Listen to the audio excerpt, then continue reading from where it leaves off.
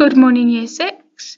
We are writing a letter overall, remembering today, but today's lesson, Wednesday's lesson, is a skill lesson in English. So we are going to up-level your writing from yesterday, your draft, with a skill. And the skill I want to teach you today is to use parenthesis and specifically brackets.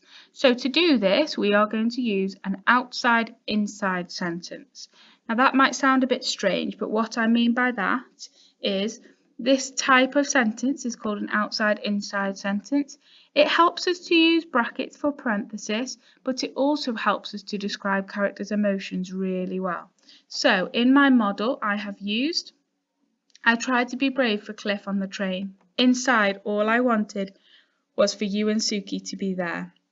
So we're talking about how Olive is acting on the outside. I tried to be brave for Cliff. And then her real emotions inside, all I wanted was. And in my model, I haven't used brackets, but I'd like you to try and use brackets just like the examples down here in some of your sentences today. So here's an example. He laughed heartily at the joke he had just been told. Bracket. At the same time, it would be true to say he was quite embarrassed. So we're talking about he's laughing at the joke on the outside, but on the inside, he's quite embarrassed by the joke. Another example for you. She told the little girl not to be so naughty. Inside, however, she was secretly amused by what she had done.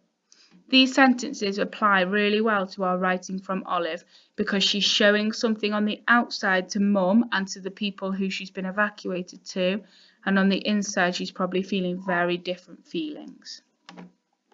So, your task today is to write an outside-inside sentence for each event in this section. So the first event is them leaving London, so I'd like an outside-inside sentence for event number 1. Secondly, how they board the train. Thirdly, the train journey. You can choose any part of the train journey. Fourth, arriving in Devon.